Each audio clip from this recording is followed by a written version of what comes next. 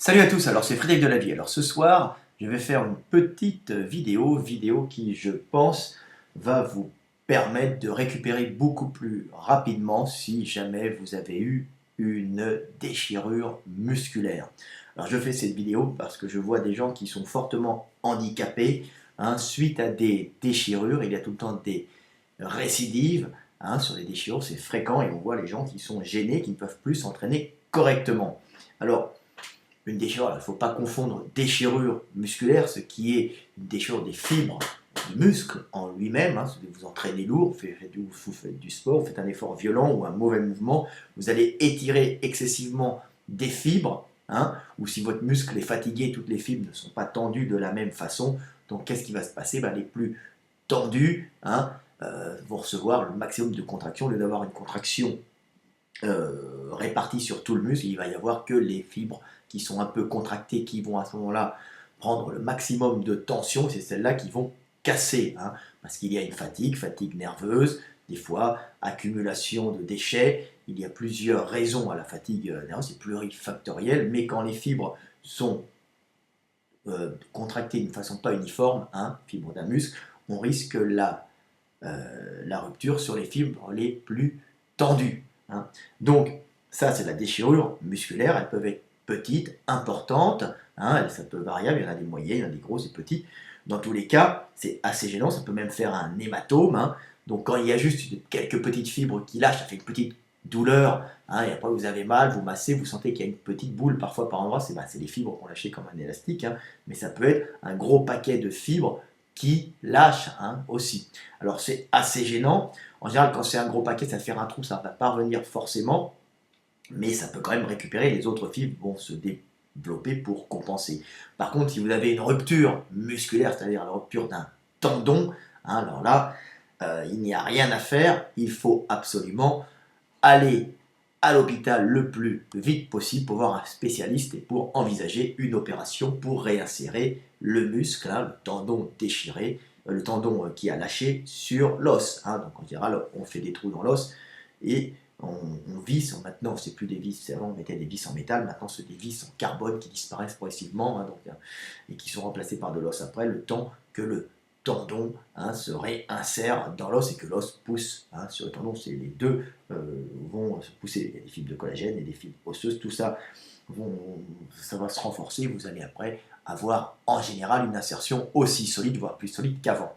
Donc ça revient tout le temps. Il y a des champions qui ont eu des arrachements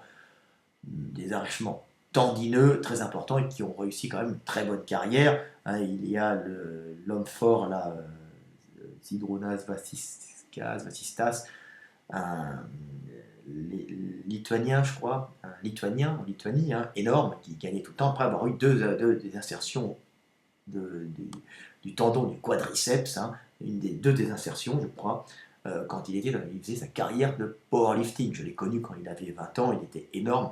Je me souviens, à 20 ans, il faisait du squat à 400 kg, le garçon.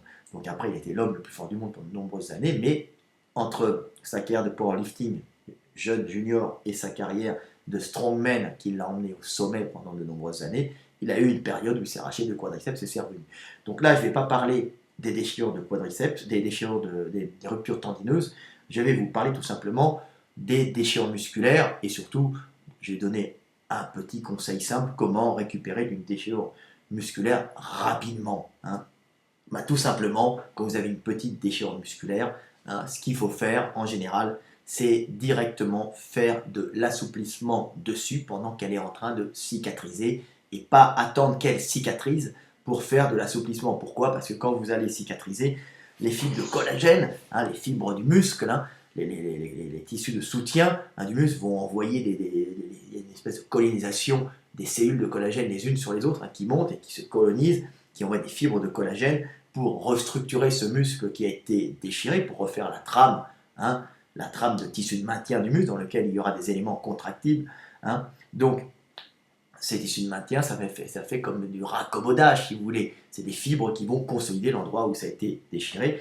Et si vous ne faites pas d'étirement sur la zone cicatricielle, vous risquez d'avoir une cicatrice trop courte. Et qu'est-ce qui va faire quand la cicatrice est trop courte? Ça va faire comme un peu un amas fibreux. Et qu'est-ce qui va se passer? Il va se passer que si vous refaites un effort violent par la suite, pof, ça va recasser avec hématome, rupture musculaire et tout le pataquès.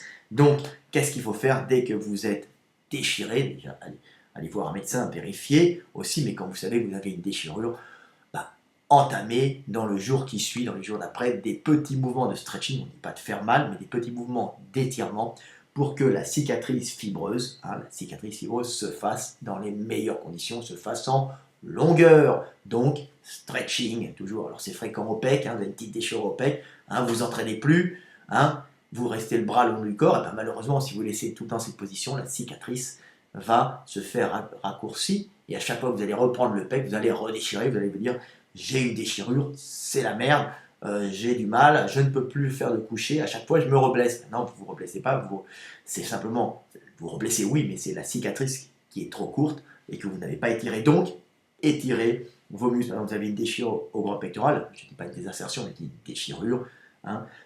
Ce que vous avez à faire, tout simplement, vous prenez deux haltères légers, on ne dit pas des haltères lourds, de 5 kg, 3, 4, 5 kg, et vous faites des étirements. Alors là, c'est comme vous commencez à vide, même au départ, faire des étirements, vous étirez un peu contre le mur, vous savez, ces mouvements où on met le bras et on tire en arrière, par exemple, ce sont des mouvements stretching.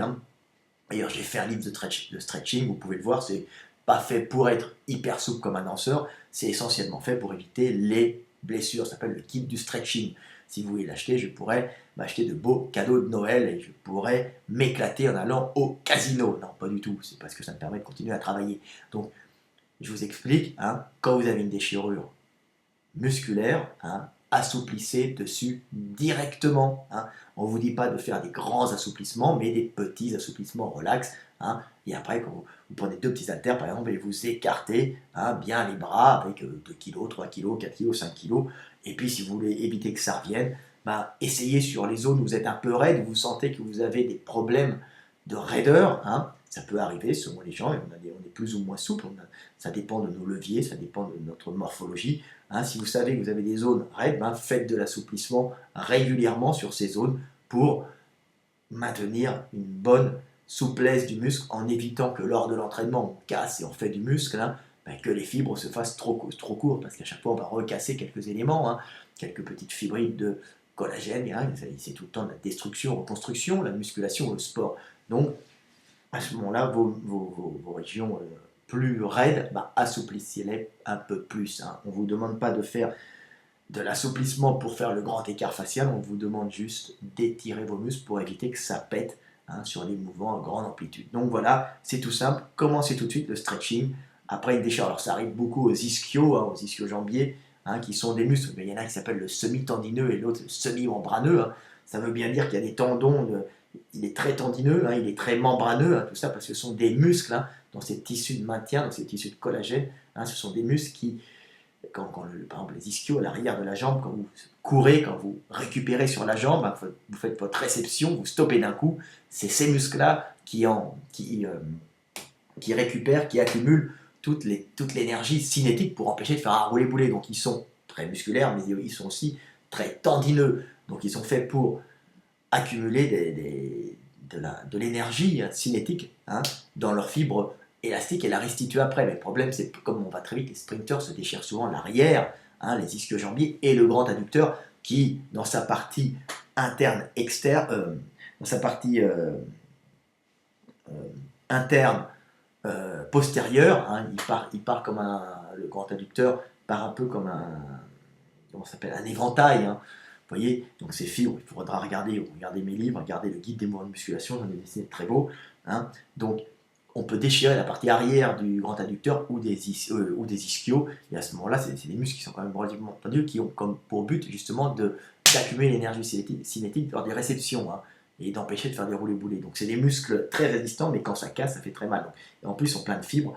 Donc ces muscles-là doivent être étirés en permanence et comme ils cassent, par exemple chez les sprinteurs, même chez les gens qui font du squat avec des grandes jambes penchées en avant, il faut quand ils sont déchirés à ce moment-là les assouplir énormément, toujours, beaucoup. On ne vous demande pas de faire le grand écart, on vous demande surtout d'assouplir et de bien viser de bien viser vos mouvements, de choisir des bons mouvements qui en fonction de votre morphologie, tout le monde n'est pas pareil, pour assouplir vos zones très raide. Hein. Il y a des gens qui sont plus ou moins raides. Moi, je suis particulièrement raide des ischios.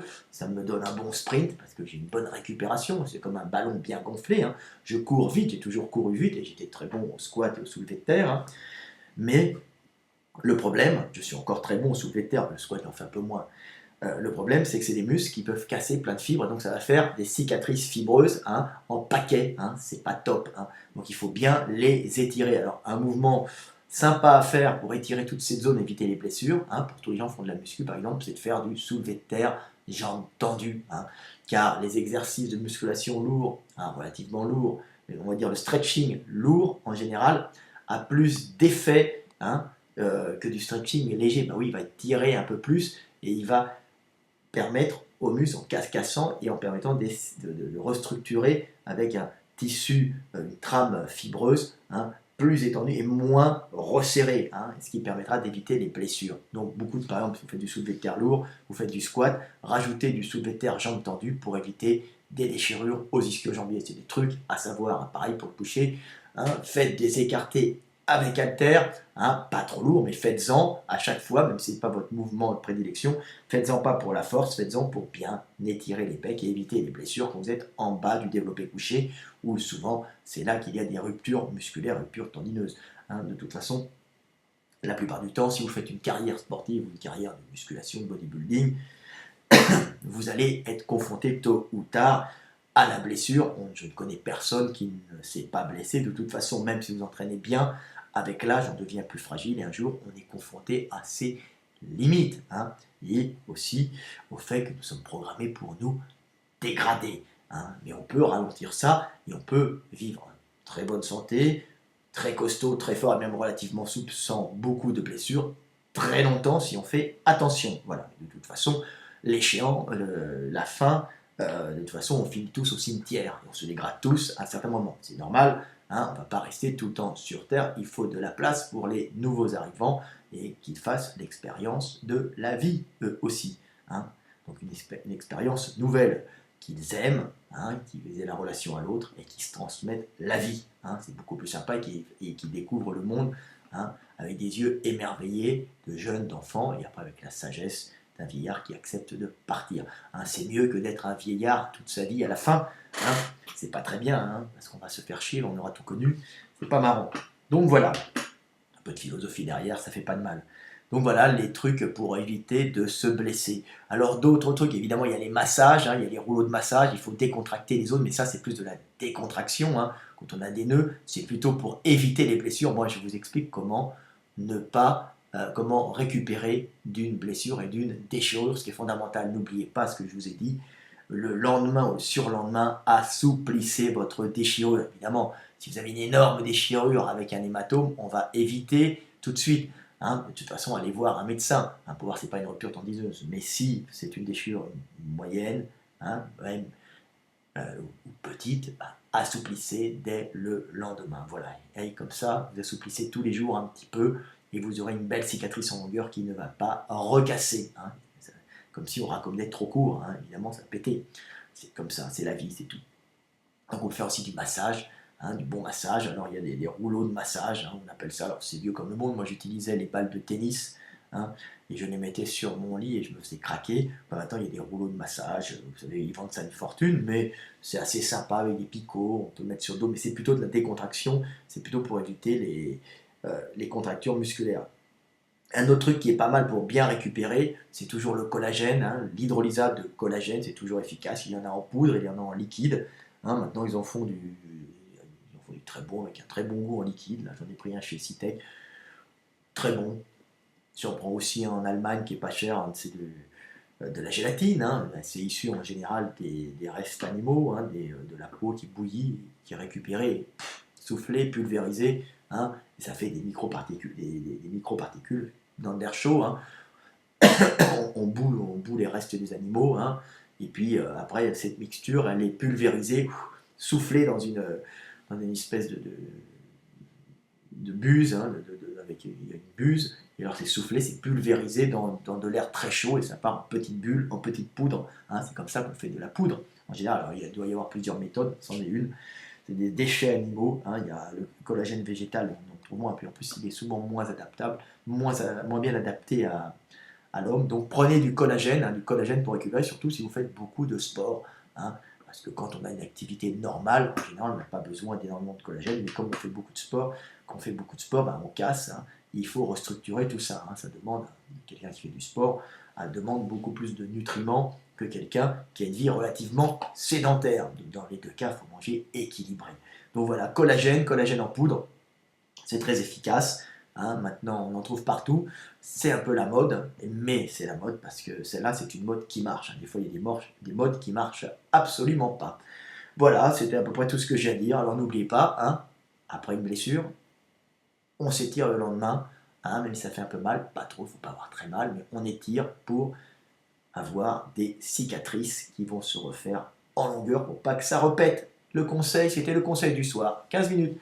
Salut, c'était Fred Delavier, j'espère que vous êtes content de me revoir sur des vidéos de sport. Hein. Ce que je vous conseille là, hein, pour la musculation, est valable pour tous les sports et ça va vous permettre, en cas de blessure, car tout le monde se blesse, hein, de récupérer beaucoup plus vite, hein, voire ne plus avoir mal et ne plus avoir de récidive. Alors, on dit merci Fred Delavier. Salut, c'était Fred Delavier. À bientôt, 16 minutes 10, 16 minutes 11, 12, 13.